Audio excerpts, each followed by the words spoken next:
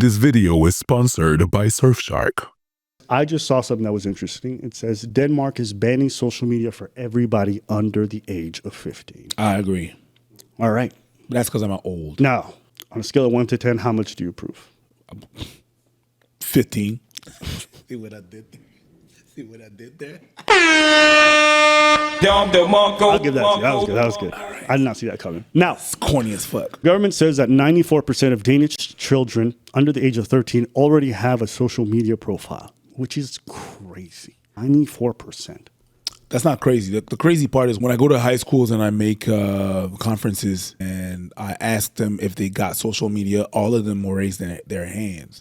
When I ask them if they got fake profiles, around 70 to 80% of them raise their hands. Really? Yeah, it's not just with the bullying and stuff like that. So the social media, I can understand that because it's right there. They all have phones. Fucked me up the first few times that I went to school and they all had their phones, right? But different era. It's really they all have multiple. If it's not one, it's 2, 3. Yeah. Fake accounts to be able to troll people or watch things that they're not supposed to watch. Actually, I had a lot of like underage Fresh and Fit fans hit me up being like, "You're gay." I'm like, "Do you even know where a dick goes, loser?" And like the kid was 14. Yeah, in my pants. Yeah.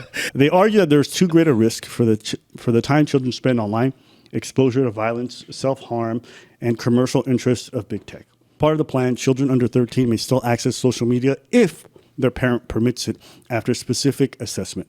On enforcement, Denmark intends to use its national electronic ID system and develop an age verification app. Non-compliance by platforms could be fined up to 6% of global revenue.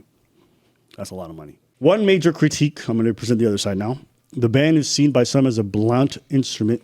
It may not be effective to address the nuanced harms that could arise from issues of parental autonomy, children's rights. For example, analysts note that similar moves in Australia prompted over 140 academics to sign a letter warning that a rigid age limit, too blunt an instrument to address the risks effectively. Rights and development arguments. Critics are asked whether outright bans impede beneficial use of social media, peer connection, identity formation, support networks, which research has shown can exist. The balance of harm versus benefit is contested. If children are blocked from mainstream social media, will they migrate to unregulated or more dangerous platforms? Will social isolation increase? Some research shows that that's a potential outcome. So why we shouldn't ban alcohol then? Everybody should have it. We shouldn't ban drugs. We shouldn't ban weed. Like there's an age limit on those things for a reason. A kid that's 15 is not allowed to drink alcohol, depending on what country you're in. There's a reason for that, right? Same thing with certain drugs like weed or whatever. There's a reason for that. They're going to be like, oh, well, it's age of his brain development and stuff. You know, it's not healthy. Same thing for social media when you're at that age. There's a lot of things that you're not going to comprehend. There's a lot of things that are going to affect your mind. As a matter of fact, I believe the children are the people. I believe that a lot of the reason why some people are addicted to porn and stuff starts with the social media at a young age. If you look at your FYP, your for you, whenever you're making a demand or you go and you ask certain things in your search bar, the things that you get or that's going to be bombarded to you is going to be crazy just by watching one video or one thing like that. So just that can affect the way that your brain develops. Your brain sees the body or how they're going to feel about their body. They're going to constantly compare themselves. I remember I was in track and field and I was comparing myself to Olympians.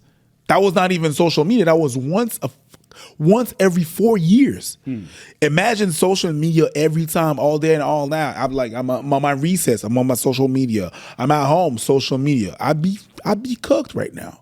I'd be cooked. So yeah, the same way that alcohol affects the brain and certain medications affect the brain and certain things we don't want to expose our kids to certain things before a certain age. Well, social media is the same thing for me. Hey, you still here from the last time I spoke to you about Surfshark VPN Changer? Well, there's a couple of things that changed.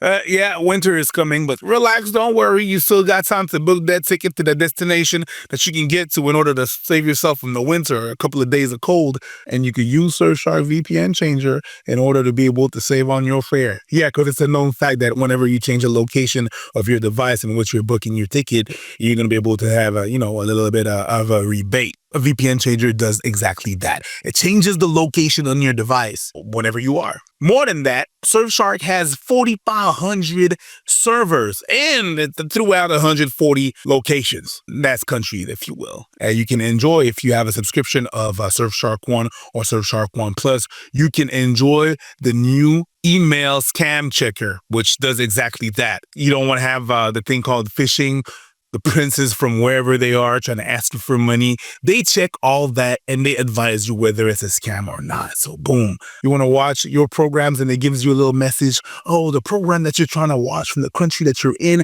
or you can't watch it because you're in the country that you're in. Now with a VPN changer, you can change your location and voila, all the wonderful content that you want to have access to.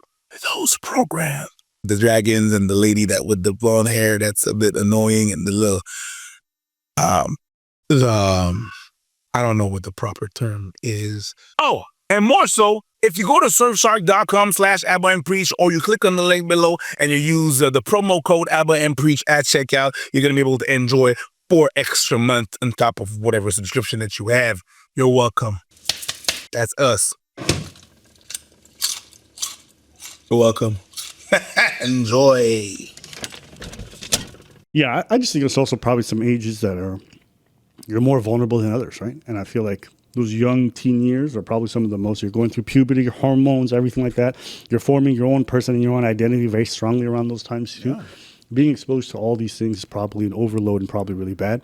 And most studies have backed that up in terms of a strong correlation between age and the effects of consistent social media. Like, yes, consistent social media access is bad for adults, but it's shown to have even more impact for the kids at the same age for the same amount of access. So I think there's a very good reason to ban it. I like that I'm seeing so many places, be it at school or now countrywide, and I think I'm for it. I'm for it. I think I'm really for it.